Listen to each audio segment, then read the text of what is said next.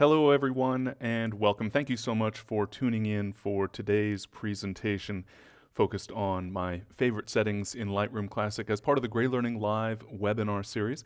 Happy to have all of you joining. I know the holiday season is upon us. I know this year, for me, I'm sure for many of you, has gone by exceedingly quickly, but I am very much looking forward to 2022, ringing in the new year very soon.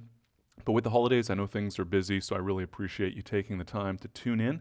And I look forward to sharing with you some of my favorite settings in Lightroom Classic. And I should probably, right from the start, point out that maybe I've taken some liberties with the notion of settings. Not everything I'm going to share is exactly a setting per se in Lightroom Classic. Some of these are really just features. But settings in my workflow, I guess you could say, features that I like to take use of in my workflow to streamline that workflow, to just give me more confidence in the tasks that I'm performing in Lightroom Classic and knowing that my metadata is safe and a variety of these additional features. And so we'll kick off talking about some of the top features and just a variety of different settings and features within Lightroom Classic that I think you'll appreciate in your workflow if you're not already familiar with them. I'm sure some of you will be familiar with some of these. Some of them are certainly topics that I talk about in my Ask Tim Gray email newsletter, for example. And so just a brief introduction. I know many of you already received my Ask Tim Gray email newsletter, which it still is a little bit shocking for me to realize that I've been publishing this email newsletter for over 20 years now. So thank you very much for those of you who do receive those emails in your inbox, for welcoming me into your inbox. And also for those of you who downloaded or even purchased a copy of my ebook on that 20 years of the Ask Tim Gray email newsletter. I've got a lot of feedback that was a fun read. I certainly had fun writing that little ebook, and you can find it on the GreyLearning website if you've not already gotten a copy of that. And speaking of the GreyLearning website, I also want to mention I've wrapped up a full year of Pixology magazine issues, a variety of interesting topics. At least I think they're interesting. The feedback I've gotten has been good, but topics related to photography and Photoshop and Lightroom Classic and more. And so I'm really looking forward to publishing new issues throughout 2022. The magazine is included in the GreyLearning Ultimate Bundle. So if you're an Ultimate Bundle subscriber, where you have access to all the content we publish on GreyLearning, then you already have access to Pixology magazine. But it's also available as a standalone subscription if you prefer. And if you sign up, you'll get all of the back issues for 2021 in this case, as well as the upcoming issues in 2022. So you can get those details by pointing your web browser to timgray.me/Pixology. But enough about that. Let's dive in to Lightroom Classic and take a look at the various features that are available, the settings that I recommend and encourage you to make use of within Lightroom Classic. So we'll go ahead and dive right into Lightroom and take a look at some of those favorite features.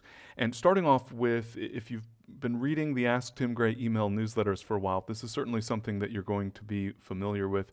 It's a setting that I talk about, I think, somewhat frequently, in part because I just consider it to be a really important setting.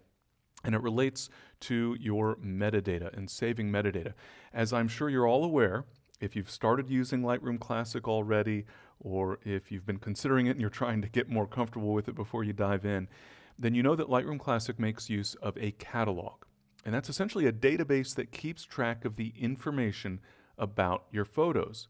And by default, Lightroom Classic only saves updates about your photos. So when you assign keywords or star ratings, for example, that information is only saved within the Lightroom Classic catalog. I like to have that information also saved out for the photos themselves in the metadata for my actual images. And so that requires that you enable a setting in Catalog Settings. And so I'll go up to the menu bar in Lightroom Classic, and if you're on Macintosh, you would choose Lightroom Classic from the menu. If you're a Windows user, you'll go to the Edit menu instead. And from that menu, depending on which platform you're on, you can choose Catalog Settings. So I'll go ahead and choose that option. That brings up the Catalog Settings dialog, and the first thing you'll want to do here is to switch to the Metadata panel, or the tab here, and you'll look for a checkbox. This checkbox right here automatically write changes into XMP. As you can see, it is turned off by default, The name of this checkbox is also a little bit of a misnomer in that it's not just XMP. XMP is a sidecar file, and in fact, in the recent issue of Pixology magazine, I included an article that explains these sidecar files and how they're used. But the XMP sidecar file relates to a proprietary raw capture. And so if you're shooting in a raw capture format with a Canon or Nikon or Olympus camera, then Lightroom Classic is not going to save metadata into the actual source proprietary raw capture, rather into an XMP sidecar file. For other supported file formats, so JPEG or TIFF or DNG for example, those metadata updates will actually be written into the file itself. But all of that depends upon you actually turning on this checkbox. So I recommend turning on that automatically write changes into XMP checkbox so that the standard metadata, not everything, but standard metadata will be saved out to the actual source images on your hard drive, in addition to being saved, of course, still within the Lightroom Classic catalog. The information goes into the image file for standard image formats and into an XMP sidecar file for proprietary raw capture formats. Now, I mentioned standard metadata, not everything. Think of that as metadata that is included in an existing standard such as EXIF or IPTC. So the standard values like keywords, star ratings, color labels. But some of the Lightroom specific features are not going to be preserved in this way. So it's still important to back up your Lightroom Classic catalog. Things like pick and reject flags, virtual copies, collections, those are all specific to Lightroom and only included in the catalog. They won't be saved out to the images. So preserving your metadata in this way gives you a little bit of a backup, but it's not a total replacement for the catalog. So a setting that I highly recommend, it enables you to see your metadata elsewhere if you're just browsing quickly with Adobe Bridge, for example. But in my view, the real reason to do this is that it gives you that backup in real time of your metadata. And you could recover from that, by the way, by just creating a brand new catalog and importing all of your photos if that were to become necessary for some reason. And a question that I very often get, and as a reminder, if you're signed in for the chat, you can certainly submit questions into the chat, and I'll be happy to address those along the way. But one of the very often follow-up questions that I get is, will this affect existing photos as opposed to just new updates? And yes, Lightroom Classic, when you turn on this checkbox, it will go back and update the metadata for all of your existing photos. That could take a little bit of time, but the work will be done on your behalf. And I should also hasten to add that while Lightroom-specific features are technically not included as part of this saving of metadata out to the files, your adjustments in the Develop module are included. And so if you have this option turned on, and then you were to directly open an image in Photoshop via Camera Raw, for example, the adjustments from Lightroom Classic would be there. Now just keep in mind that all of your work should be initiated within Lightroom Classic when you're using Lightroom Classic to manage your photos, but this is still, I think, a very helpful and important setting that I encourage you to turn on. Now, one of the things, I'm sure if you've been reading my emails for any length of time or watching my video training courses or presentations, webinars, you know that I am an advocate of using a single Lightroom Classic catalog for all of your photos. And yet many photographers end up with more than one catalog. Sometimes photographers will open up a backup catalog because they just want to check and make sure it's okay. The point is that you might open more than one catalog, and that can lead to a situation where you're not actually working with your master catalog when you think you are. And so I highly recommend establishing a setting in Lightroom Classic so that your master catalog, the catalog that you're using primarily or exclusively, is always going to be the default catalog that opens up when you simply launch Lightroom Classic. So let's go back to the menu, the same Lightroom Classic on Macintosh, Edit menu on Windows, and then we'll choose Preferences. And so we'll go into the Preferences dialog, and right on the General tab, you'll find a section here called Default Catalog with this pop-up labeled, When Starting Up, Use This Catalog. And what you want to do is choose your actual master catalog from this pop-up list. If it's not listed, that means you haven't opened your master catalog in a while, which would be a concern. But your recently opened catalogs will appear here. You can see, of course, I have demo. Right now I'm using this LRC11 catalog as a demo catalog. It's not my real catalog, but I have my real catalog established as the catalog that should always be opened. By default, Lightroom Classic will simply open the most recently used catalog, and that can be a problem if you had been working with a traveling catalog or a test catalog or a backup catalog. You always want to make sure that when you launch Lightroom Classic, it's opening up your real catalog, your master catalog, to make sure that you're not confused and performing work in different catalogs and then ending up with those updates not really truly being applied as they should be. So another important setting, I think, even if you only use a single catalog, which I do, sort of, except when I'm teaching, of course, I use demonstration catalogs, but in my real workflow, I'm only using a single catalog, so I want to make sure when in doubt, I want Lightroom Classic, whenever I launch it, to open up that master catalog so that I don't accidentally start working in a demo catalog and then realize, oh wait, I've been adding keywords to a catalog that is not really a part of my normal workflow. All right. Yes, and so I see a question from Reed here, but Lightroom Classic doesn't touch your originals. That's mostly true. So that XMP sidecar file option is related for, the XMP piece of that relates to proprietary raw captures. We're taught that Lightroom Classic is non-destructive and will not touch your originals. That's not entirely true.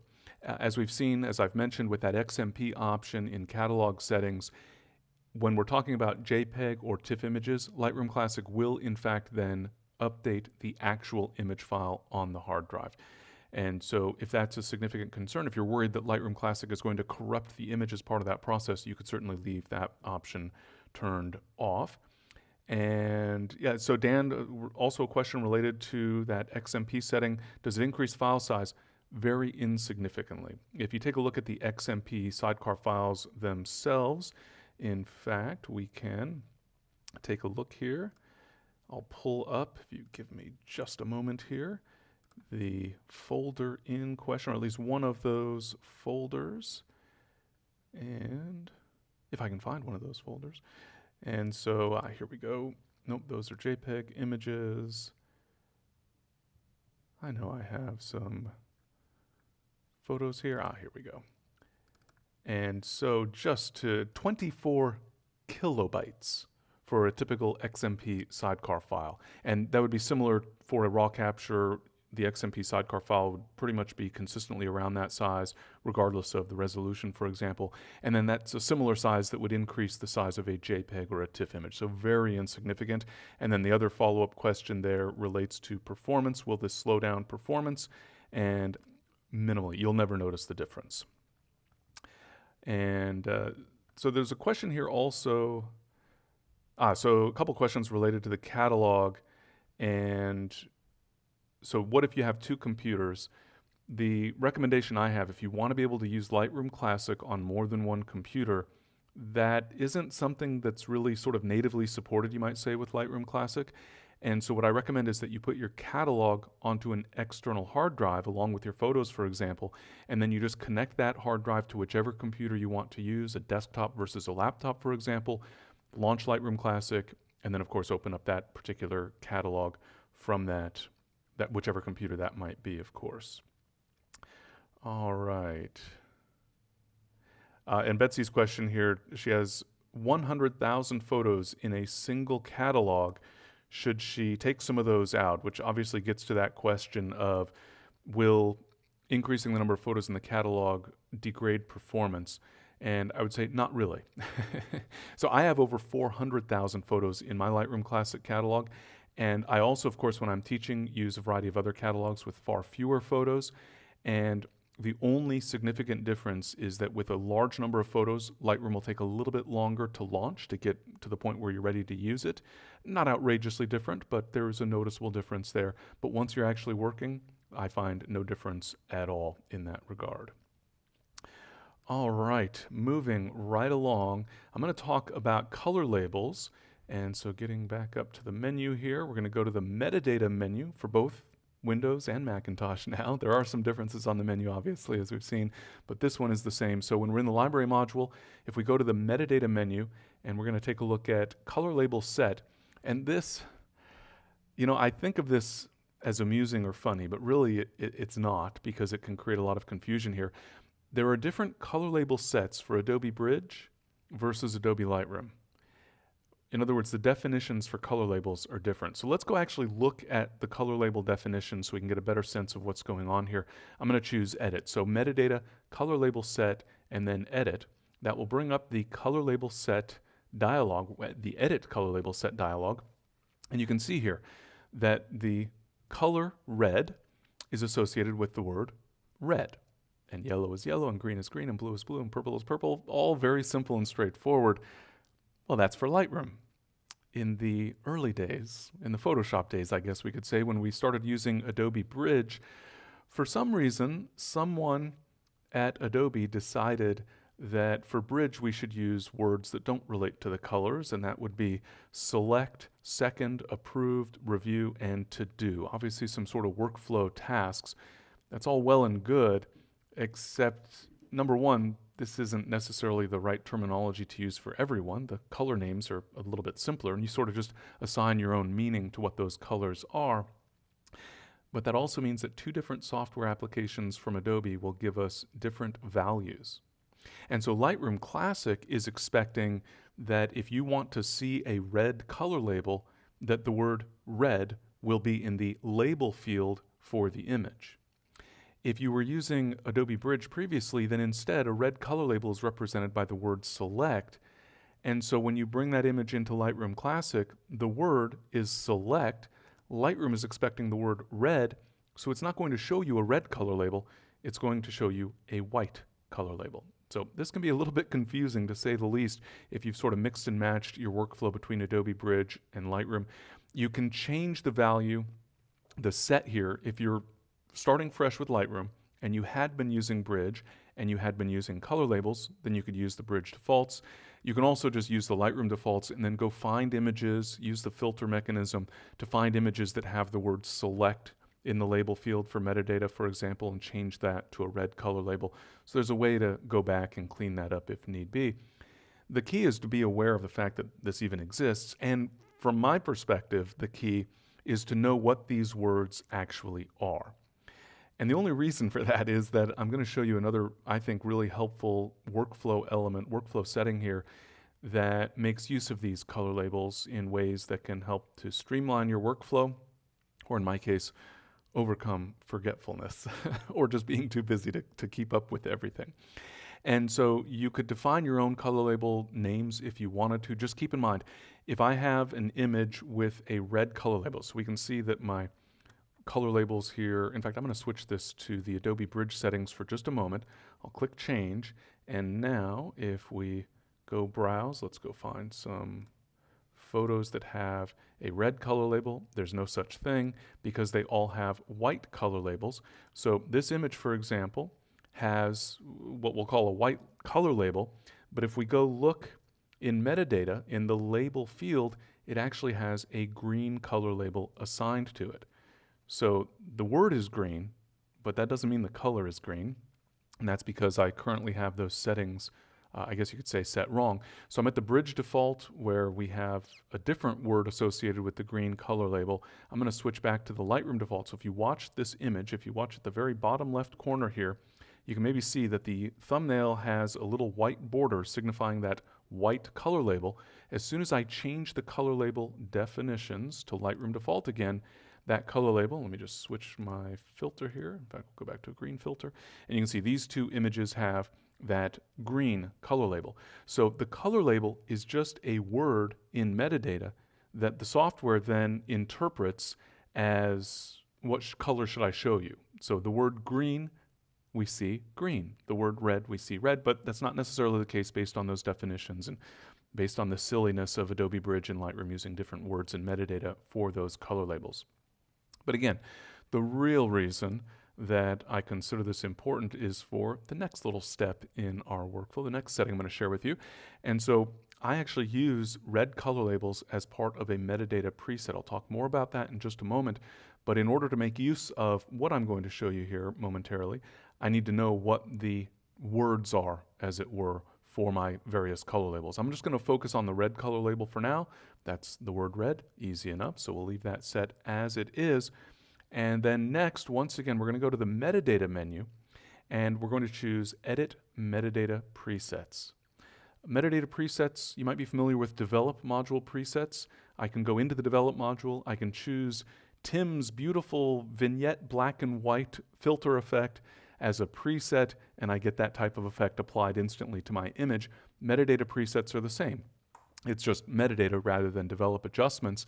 And so I can apply various metadata information to my images. So I'll go to the metadata menu in the library module, choose edit metadata presets, and I can define. Now, by default, when we come into this dialog, you'll see that the metadata values are simply filled with the metadata of the current image. So I have an image of the U.S. Air Force Thunderbirds flying in echelon formation over Smyrna, Tennessee, and that is reflected in the caption. The checkbox is not turned on, so while that information is there, it's not by default going to be included in the metadata preset that I'm presumably making right now. You see GPS coordinates and an elevation and altitude value, the direction my camera was pointed, etc., a green color label.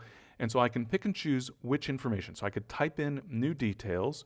I can type Thunderbirds, for example, as the headline. If I add information in this Edit Metadata Presets dialog, then the checkbox over to the right will be turned on automatically. I can turn on or off the checkbox for any of those fields. So the first thing is to decide if I'm going to apply a preset containing metadata to my photos, what information might I want to add to my images? Well, typically this is going to be something that we sort of apply in broad strokes, meaning to a large number of images all at once. And so we might think of things that are rather generic to our photos. So things like our contact information, so clients know how to contact us when they're looking at one of our images and check the metadata, or copyright information to hopefully discourage people from stealing our images from us. And as I'm going to show you, in my case, a color label. So I'm actually just going to take a little shortcut here, and I will select this Tim Grey import metadata preset that I've already created, and you'll see that I have some metadata values that are updated. Certain fields have the checkbox turned on and some do not. This is sort of just a demo preset, so not a huge amount of information, but also typically you're not going to be able to apply a tremendous amount of information here because there's only so much information that will be generic to all of the photos that you're applying it to. And as you might have guessed from the name of this metadata preset, I apply this metadata preset upon importing my photos. When I take my memory card out of my camera, put it into my card reader, import into Lightroom Classic for the first time for those photos, I apply this metadata preset so that I'm getting certain information added to every single photo that I'm importing. And of course, that means my copyright information, so I'm marking my photos as being copyrighted. My contact information, obviously here I have not plugged in my address or my phone number, but you get the basic details here. And up toward the top there, you see that I've added the word red into the label field, that is the color label. And importantly, I checked the actual values that Lightroom Classic is configured to use right now so that I'm putting the correct word. And the reason I apply a red color label on import is because I can sometimes be forgetful. Not really. Well, yes, really. But the point is that sometimes when I'm traveling for photography, for example, I don't have time to review all of my photos. Then I get home and I forget to finish reviewing those photos. And so I assign a red color label to all of the images that I import, signifying that these images have not yet been reviewed. I need to review them, decide, are they a keeper? Are they an outtake? Do I want to give them a star rating? Do I want to delete them? Or what am I going to do? The red color label means I've not yet reviewed. So as I go through and actually review photos, then I'll remove that red color label and typically assign a star rating, for example, to signify photos that are my favorites versus not so favorites. But the red color label means I've not yet reviewed these photos. And so I could set a filter by red color label, create that new metadata preset. If I were starting from scratch, then I could go to the preset pop-up and save those current settings as a new preset. So that's how you would actually create that preset in the first place. I had simply already done that, and so I can just go to my import option here, for example, Tim Grey import, and then when I'm importing photos into Lightroom Classic, in the Apply During Import section, there's an option for the metadata preset, so I would just choose that preset by name, and the images would then receive that red color label. Let me turn off my filter here, switch to the grid view. And so this would be sort of an example of what that would look like insofar as I have all of these images. You can see the thumbnails indicating that all of these images have a red color label. I've not yet reviewed them. And so as I start reviewing these images, assigning star ratings, for example, then in little batches of photos when I've reviewed them, then I would go back and remove the red color labels so that I know exactly what I've got to work with, which images I've not yet finished reviewing. And yeah, I see a couple of questions related to the name of the Lightroom Classic catalog. This has been no end of frustration for photographers over the years. So Chris indicates they've got a catalog with the file name ends with -2 -V10 -2 -V11. Rachel similarly has a -V11 on the end of her catalog name. And that actually can be a little bit tricky. Let me bring up a catalog here because I want to show you a visual for this essentially. And so over the years, Adobe has changed how the catalog upgrade, when you go with an update, a major update to Lightroom Classic, in not all but many cases, the catalog format needs to be updated as well. And so the catalog doesn't necessarily truly get updated, rather a new catalog gets created. So when you go from Lightroom Classic version 10 to version 11, when you upgrade the catalog, actually a new catalog is being created. The old one will keep its existing name, and the new catalog by default gets a -V11, as in version 11, appended to the file name. If you want to rename the catalog, very, very important. First off, you would navigate to the location where that catalog is stored. The actual catalog is the LRCat file. You need to quit Lightroom Classic first, which I'm not going to worry about at the moment because I'm not actually going to change the name of the catalog. But some of these files, this lock file and the LRCat-wall file, those will disappear when you quit Lightroom. Those are just sort of temporary files. And notice that we have the Lightroom catalog file. This one is just called LRC11 catalog.lrcat. The catalog name is everything before the period. There are helper files, such as the previews file and the helper file. Those have the exact same base file name, plus a space, plus one or more words. And so if you want to rename the catalog, you're going to rename this, LRC11 catalog. Maybe I'm just going to call it Tim Gray catalog, for example. Whatever I do here, I need to do the exact same thing for these other files. So you do want to be very careful that you're renaming the files correctly so that things won't get disconnected. But it is possible to rename that catalog to kind of overcome that little bit of a confusing situation where, I've seen catalogs where it's, my Lightroom catalog -2 -3 -3 -2 -2, all sorts of additional naming. All right, and so then moving right along to one other preset concept. I mentioned the develop presets. I do want to talk about actually applying a develop preset more broadly. And just like my metadata preset that I apply during import, in most cases I also apply a develop module preset to my images on import, essentially to change the default settings, but I like to do that as a preset rather than really changing defaults for a couple of reasons, but in large part so that I can do that selectively. Because, for example, if I'm importing photos from my smartphone, then I don't typically apply this preset, but for raw captures, I will.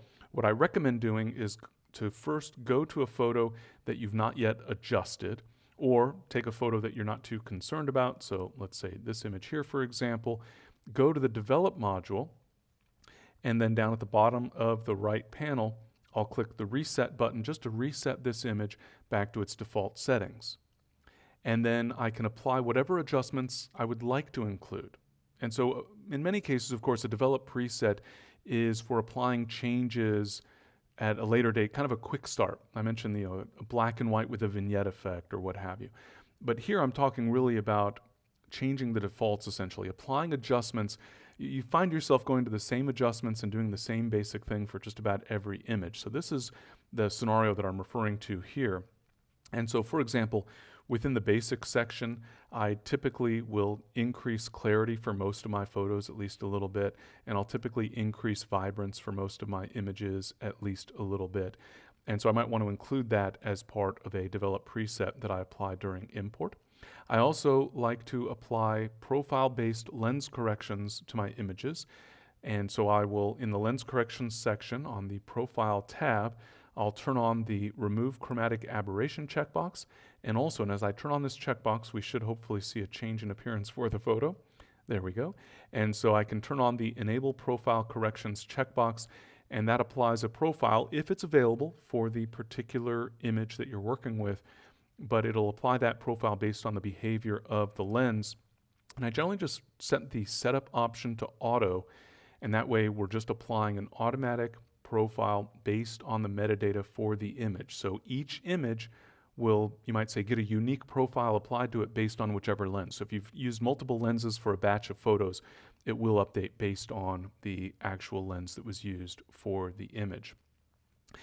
And so we can apply, whatever other changes to those default settings. If you, have a tendency to apply a little bit of a vignette to every image, for example, we could go into the effects section here and apply that vignette.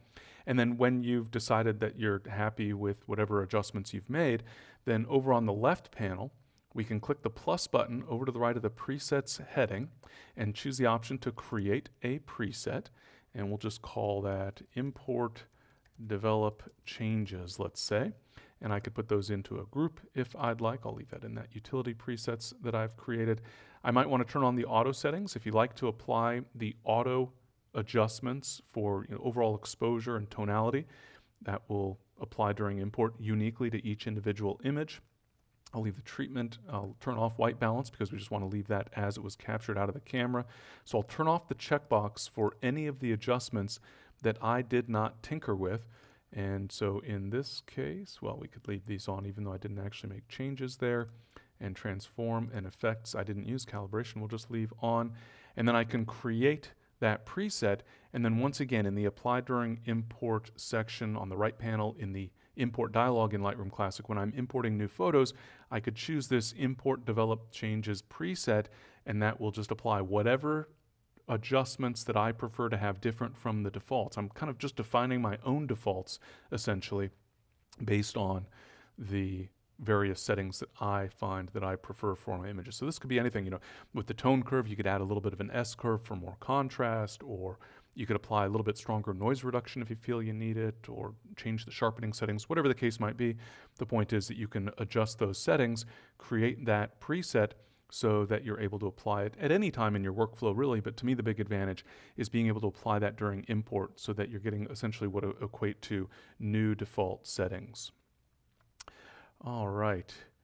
And then one of the settings, this is something that I find causes a fair amount of confusion among photographers. And I suppose different photographers are going to have a different preference one way or the other. Most important is I want you to be aware of this setting. Because when it's something that you're not aware of, then I find that it does create quite a bit of confusion. And so if we go up to the library menu here, in the library module, of course, there's an option for show photos in subfolders.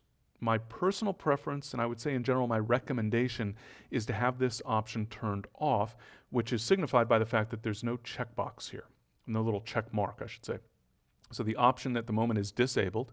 If I choose this command, then go back, you'll see there is that check mark. So check mark means it's on, and if I turn it off, and go back to the menu, you'll see no check mark means it is turned off.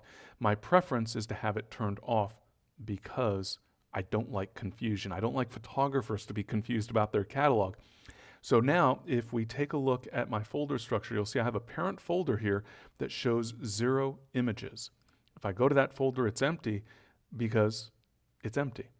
I have photos in these various subfolders, but the parent folder is actually empty. If I turn on the option to show photos in subfolders, this LRC demo images folder no longer appears empty. And so you'll see here, for example, that we have 558 images that appear to be in this folder, but they're not. there are 0 images in this folder, but it looks like 558 because all of these other photos are being included as the total count. So which photos are among this count? If we add up all of these numbers over on the left panel here, you'd see that they add up to 558.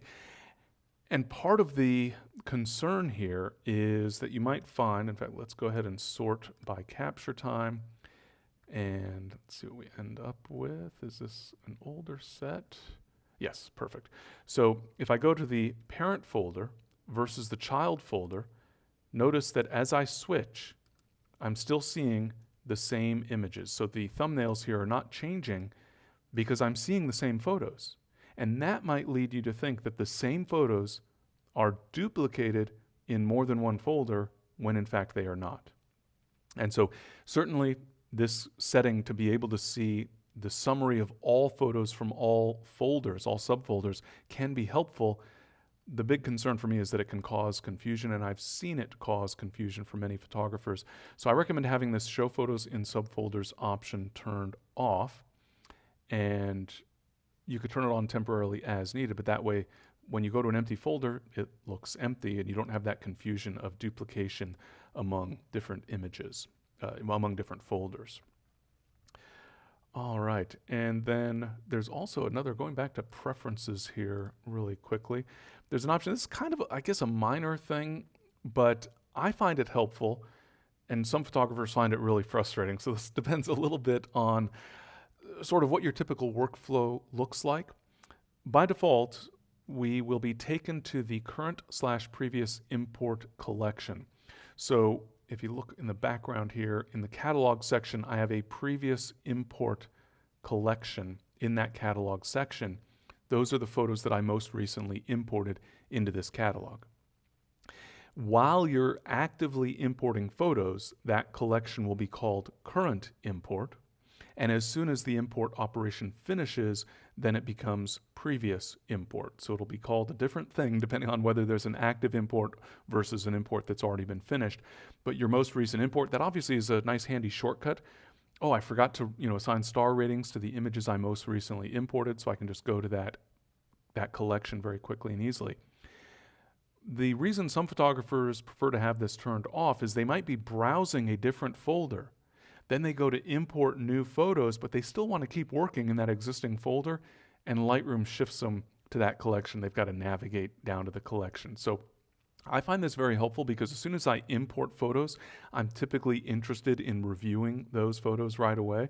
So I find this to be a very helpful setting, and therefore I prefer it turned on. I recommend having it turned on, but you may feel differently, and that's okay, in which case you might want to turn that off so that whatever folder you were browsing or collection you were browsing, Lightroom is not going to take you away from that location just to show you the photos that you're currently importing or that you had just most recently imported. All right. Just taking a quick look at the... so a good little question, follow-up question on that metadata preset that I was creating. So Gary's asking, for metadata presets, is it important to include the year of capture in the copyright field? And if so, can you assign the correct year of capture as a common preset with the proviso that the year can vary? And so there's not a way for you to, with a developed preset, to just say insert current year here. So you would have to update your metadata preset for each calendar year.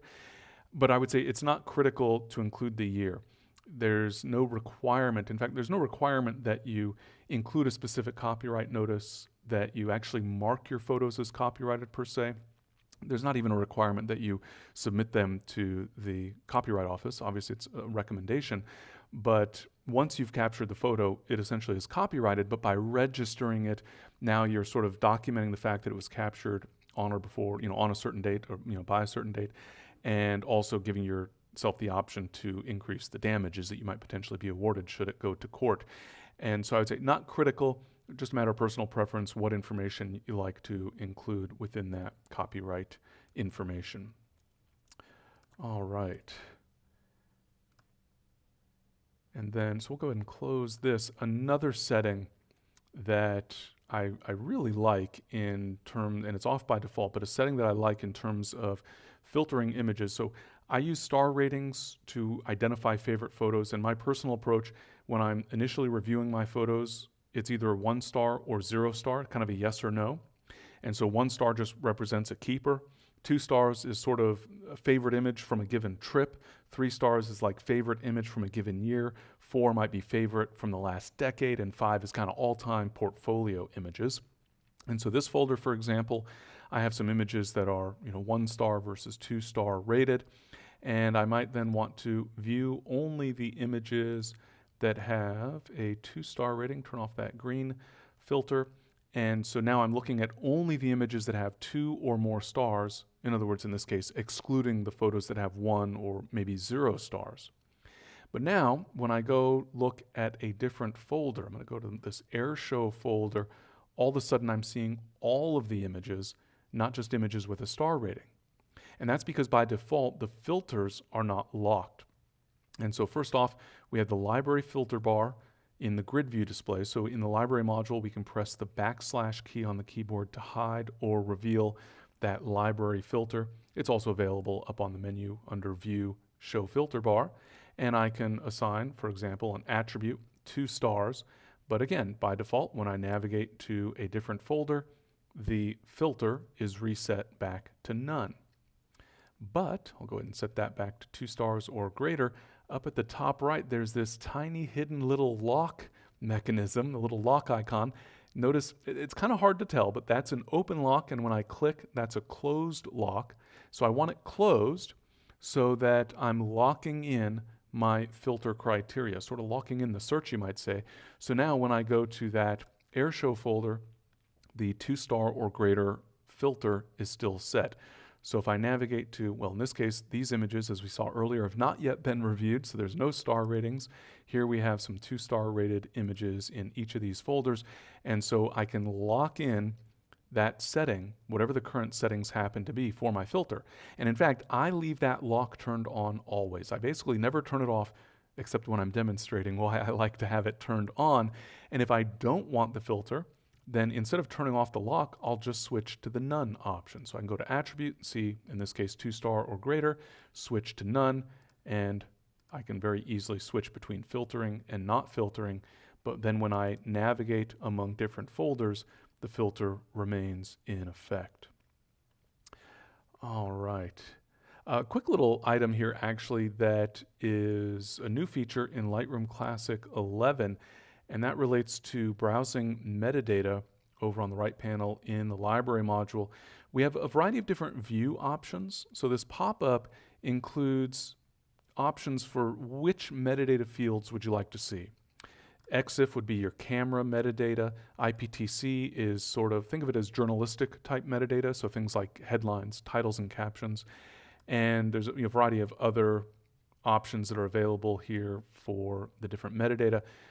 And there's also a default option. And one of the cool things that was updated, small but significant in Lightroom Classic 11, is if you're in that default view for metadata, you can now customize which metadata fields will appear there.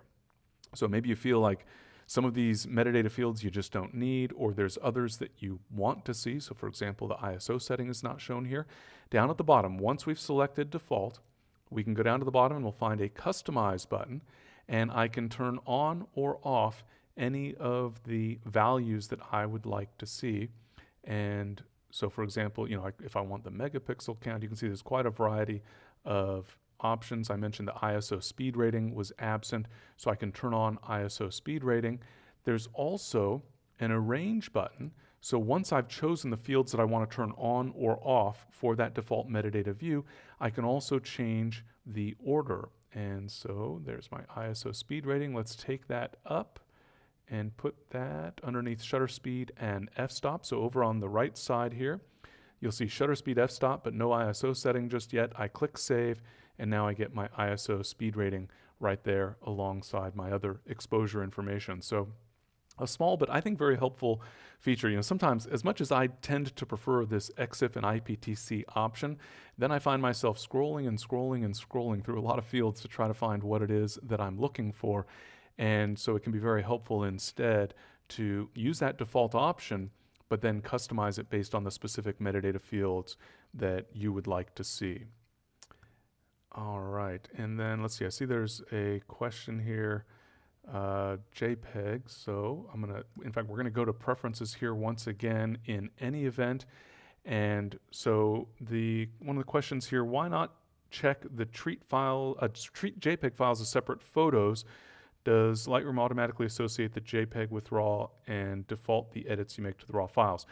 So this relates to RAW plus JPEG capture. So by default, if you're using RAW plus JPEG, your camera is sort of creating two files at once. It's capturing a RAW image, but then in camera generating a JPEG image and putting the two alongside each other with the same base file name.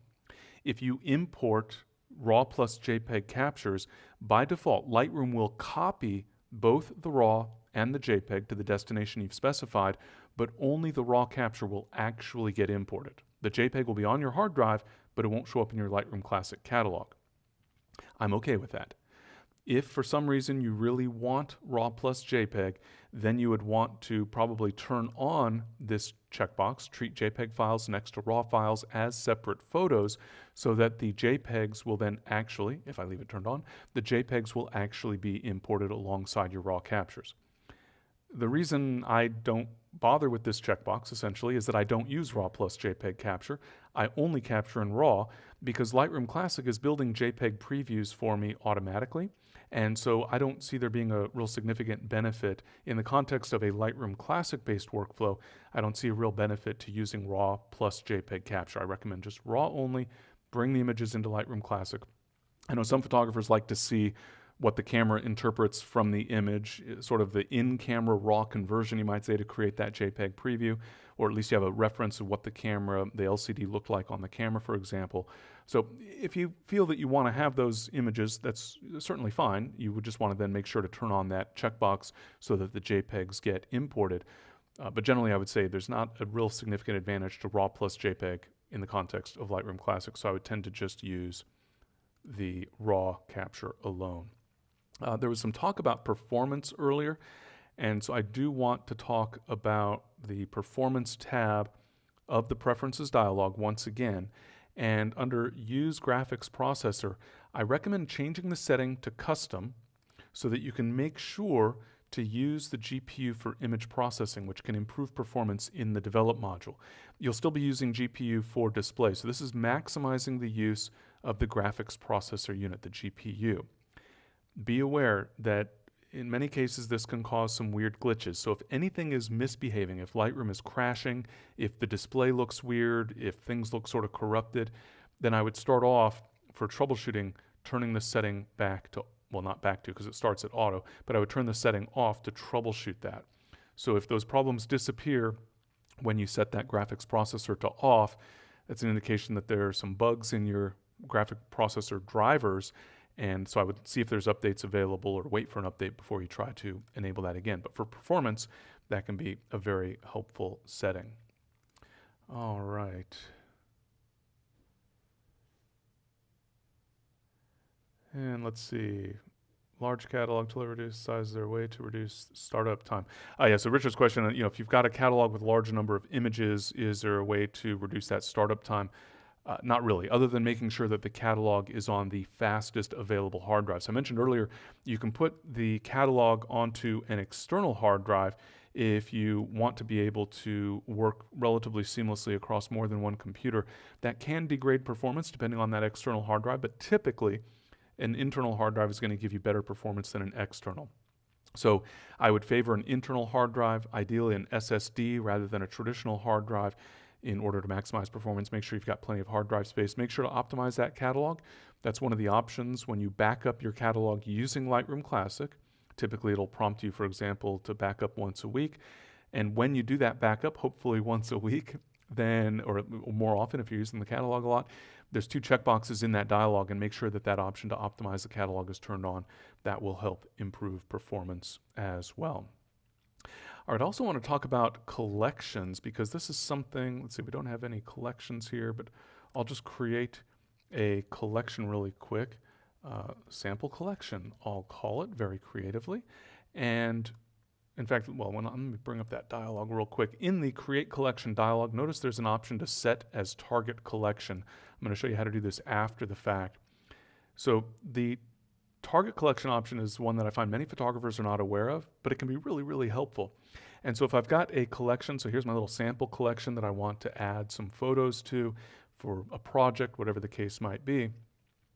Well, by default, let's say if I go into a folder here and select an image, by default, if I press the letter B, as in boy or big, on the keyboard, that will add the image to the quick collection. So we see the quick collection in the catalog section up at the top of the left panel here in the library module.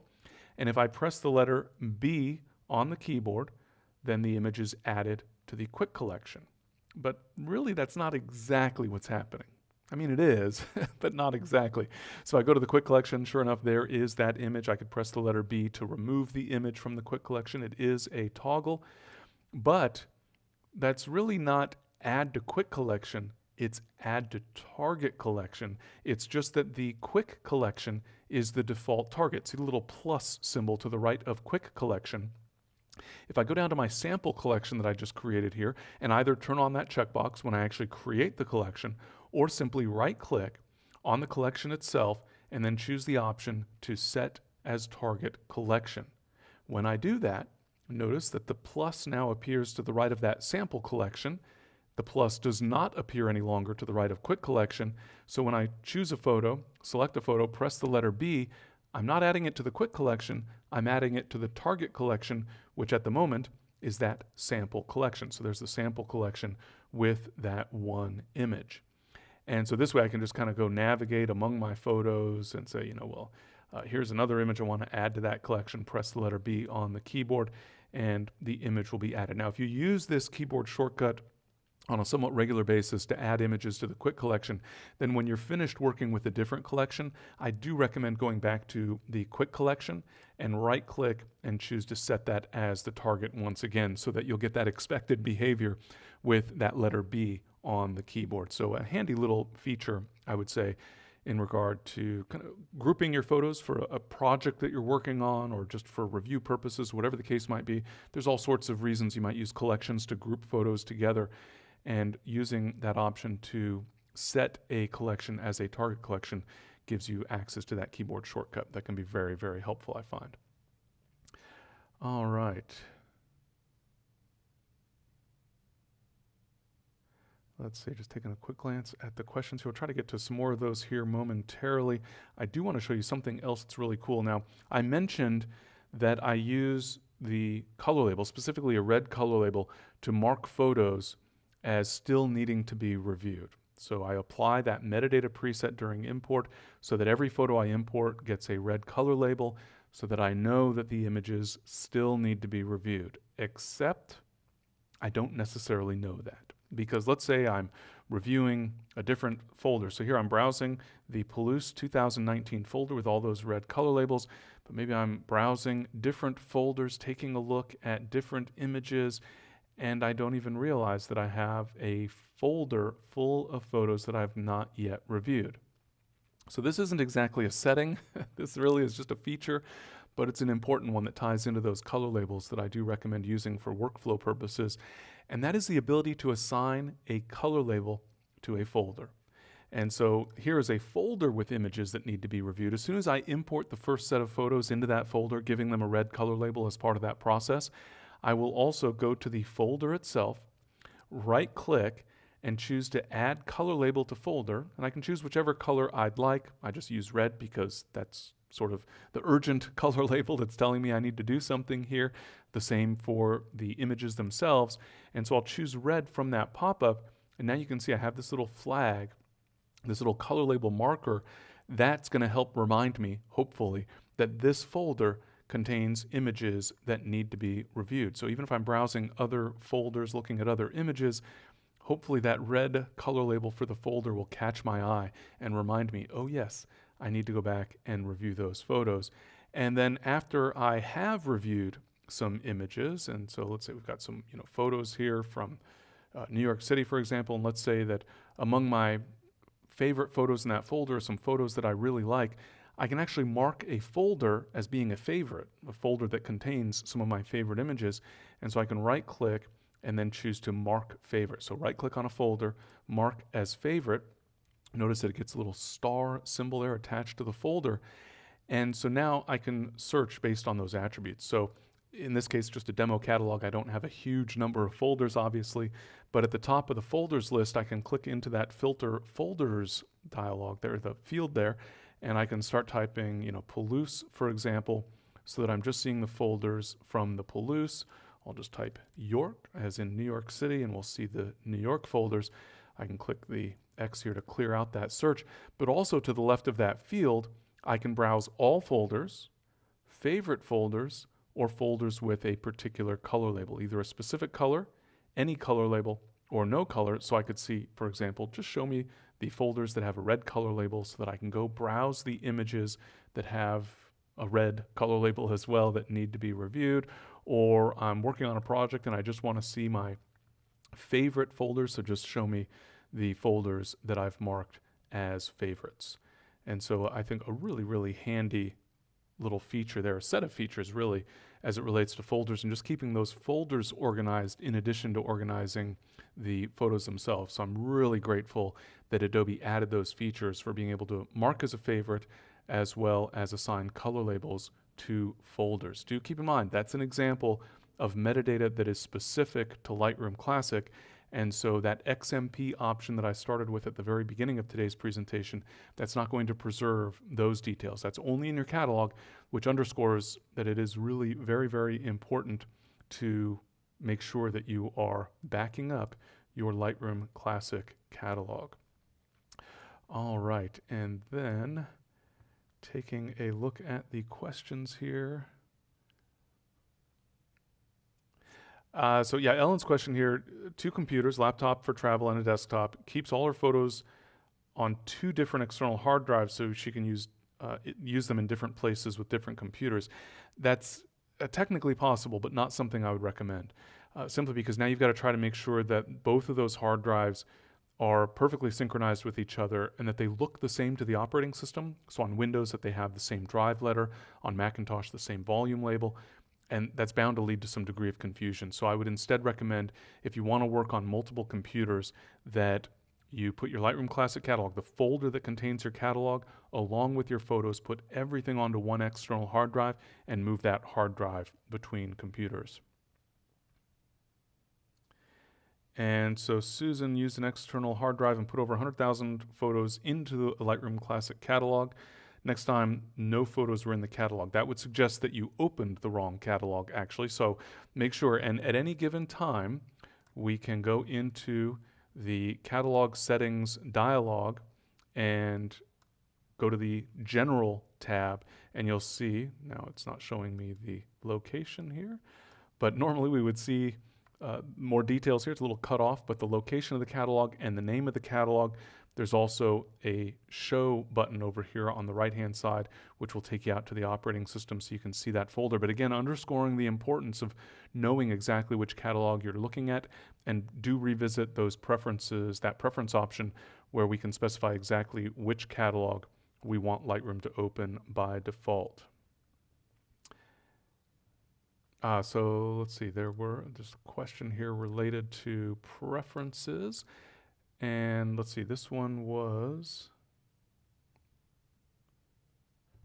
general tab. So the question was basically about, I guess, Richard, and clarify please if I misunderstood, but this section here, I only had that one checkbox on, mostly just a matter of preference. So I talked about the current previous import option, and I also talked about JPEG files, the RAW plus JPEG pairs. And so the first option here, some photographers like this, I personally don't, but show the import dialog when a memory card is detected. In other words, if you put a memory card into a reader, Lightroom will bring up the import dialog. I generally don't like that because I have other reasons for putting removable media, attaching my smartphone or attaching a USB storage device or something where then it gets triggered when I don't want it. So I just prefer to have that option turned off.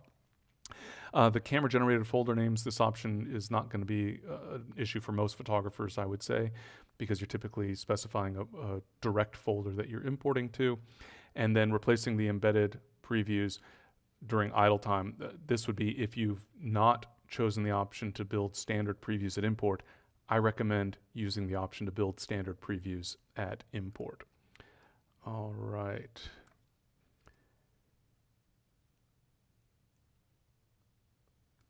Yeah, and so Pamela's indicating that she's running out of room on her hard drive, and for example, in Photoshop, you get a message of scratch disk full, and have to delete older catalog backups. And so there's a couple of related questions. One is just make sure that your internal hard drive, your system hard drive, has a considerable amount of storage space available, multiple gigabytes ideally, and that can easily be consumed by Lightroom Classic backups. And I recommend, in any event, getting your Lightroom Classic backups off your internal hard drive. To Pamela's point, that can sort of clog things up and consume a fair amount of space, but it also means that your backup is right alongside your catalog. So if the internal hard drive fails, you're going to lose your catalog and your catalog backups, unless you're backing up that hard drive using some other software, which is great. But just as a best practice, I recommend that you place your Lightroom Classic backups on an external hard drive. It could be the same hard drive that has your photos on it, for example. And so when you're actually backing up, when you get prompted to perform a backup, in that dialog, there's a choose button. You can click that button and navigate to the location where you want to place those backups. So you could just use an external hard drive. And then, with catalogs, you don't need to save every backup that you're creating. If you're creating a backup of your catalog once a week, for example, at the end of the year, you've got 52 backup copies. You only hopefully need one to recover if there's a problem with your catalog. So I keep several recent backups, and I like to keep a catalog backup that's maybe about a month old and several months old, so that if there was some sort of corruption issue that caused some of those details, caused the catalog to run into problems, I have an older catalog I can revert to, but you don't need to keep really, really old catalogs and multiple copies of those catalogs. And so that certainly is something you can clean up. And then just general cleanup, deleting applications that you don't actually use and checking for other data. There's software utilities that can help you clean up hard drive space as well.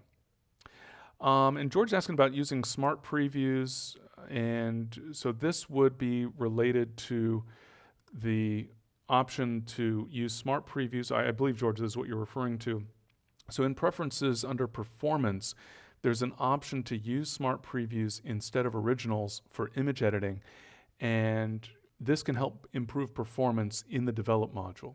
So if you generate smart previews for all of your images, there's an option to do that at import, for example, and then turn on this checkbox to use those smart previews for editing, that will improve performance in the develop module. And that's especially true if your photos are on an external hard drive, because now the smart previews, number one, are smaller and sort of more optimized. They're also located, in many cases, for most users, on the internal hard drive with your catalog, not on the external hard drive with your photos. And so that certainly can be an option. I don't tend to take advantage of that, in large part just based on having 400,000 photos that I don't want to build smart previews for, because that'll consume quite a bit of extra storage space. But it is a nice feature in terms of performance. And yes, regardless of where the catalog is, George, the option does exist to use those smart previews. Performance will vary just based on your specific hardware configuration, obviously. Yeah, so with the import presets, make sure no keywords are being applied on import. And that's an important one when you are applying. So I mentioned those. Here we go. Presets, the metadata presets, and we have the option to add a variety of details to our photos. And so he's asking about assigning keywords. And in general, I would not include keywords as part of a preset, in large part because those would not be very useful. And so let's close that. And the thing to keep in mind there is when we're importing photos, there are very few keywords that are going to apply to all of the images that you're importing. This is a good example right here. These are photos captured out in the Palouse. Well, I could call them Palouse, that's the region where I was photographing, but that's probably about it. Most of these photos were captured in Washington State, but some of these photos would have been captured in Idaho, just across the border. And so there's going to be very few keywords. They need to be very, very generic, and therefore they're going to be less useful in any event. And so at import, keywords are going to be generally minimally helpful, because all of the same keywords are being applied to all of the images that you're importing. You're not picking and choosing. All right. And it looks like, just checking real quick, so there's a couple. To Barry's question, if you want to find images where certain fields are empty, you could use a smart collection for that. So just really briefly, I know we've gone a little bit over time here, but to the right of the collections heading, if we click the plus and choose Create Smart Collection, then we could choose a field. So let's say other metadata, and we could say is empty, for example. And so if you want to find photos that are lacking certain fields, lacking keywords, et cetera, that you want to make sure to update, then I would say the easiest way would be to create a smart collection. And you could specify, certain rules. So you could say images with a star rating of at least 1 star, but where the title field is empty. So you take your favorites and add titles, things like that. But you could define those criteria as a smart question. A smart collection. It was a smart question, but specifically related to the smart collection feature. All right. And yeah, Georgia, I do, just to clarify, the red color label, like what you see here on the images, I do both. So he was asking about the images via metadata preset versus the folder itself getting a red color label. I do both, so that the photos are marked as needing to be reviewed, but the folder is indicated to give me that little visual indication. And yes, Susan's question here, she has pictures on multiple external hard drives. Can you see all the photos in Lightroom? Yes, as long as you built previews for all those photos when they were imported, then you can have photos on multiple hard drives, multiple storage locations, and you'll be able to see the previews within Lightroom Classic. You just won't necessarily be able to perform all the work such as exporting or working in the develop module unless you've generated smart previews. So, all right. And yeah, so one last question here. Betsy, it's a good one because this is an issue I ran into. When your hard drive gets full, can you archive some images? And the answer is yes. So just briefly, I ran into this myself because I prefer to store my images. Well, I sort of need to based on my laptop being my primary computer. So I don't have internal storage. My photos are on external storage, but I'm using bus-powered hard drives so that I don't need a power cord when I'm traveling. And so the hard drives are generally limited to around about 4 terabytes in size. That's not enough for all of my photos. And so within Lightroom, so here are my photos at the moment, this demo catalog, they're all on the internal hard drive, but I could add a folder. So to the right of folders, click the plus symbol. So let's say this is the internal hard drive and I have an external that I want to use for archival purposes. Then I could create a new folder. So add folder, navigate to that external hard drive, which I don't have an external hard drive configured here at the moment, plugged in at the moment, but I could navigate to that external hard drive, create a new folder, and then choose that folder. The folder that I create then will appear, so just click cancel here, will appear on the list of folders over on the left under a heading for the new hard drive, and then I can just simply drag and drop folders. And so what I did in this case is took older trips, folders from older trips that don't have as many sort of favorite photos, the photos I'm less likely to use, I archived those off, and I'm hoping that we'll get much larger external hard drives that don't require a power cord, etc., so that I can make use of that moving forward as well. All right, well, I do want to thank you all once again for joining me today for this presentation as part of the GreyLearning live webinar series. I had a lot of fun presenting for all of you. I appreciate all the kind words, all the questions. And a lot of people, by the way, I should mention in the chat, I saw that quite a few people from Europe and all over the US. So thank you very much for taking time out of your day to join me. I hope that you found a lot of these favorite settings of mine in Lightroom Classic to be very, very helpful. And I do want to remind you, if you're interested in that GreyLearning Ultimate Bundle, which includes all of the content that I publish on the GreyLearning website, you can get that at a discounted price of just $99 per year to have access to everything. That includes Pixology Magazine, by the way. So if you were interested in Pixology Magazine, it's included in the GreyLearning Ultimate Bundle, including all of my video training courses on Photoshop and Lightroom Classic and the really cool Photo Pills app. So you can check that out. Just point your web browser at timgrey.me/ultimatelive, and that will build in the discount for you automatically. So thank you once again for joining me today. I really appreciate you taking time out of your day to join me. I hope you found a lot of these tips to be very, very helpful. I want to wish you and all of yours very happy holidays and very happy new year. This will be the last webinar presentation for this year, but I'm very excited to have some additional presentations starting, in fact, right after the new year. So stay tuned for that, and thank you all very, very much.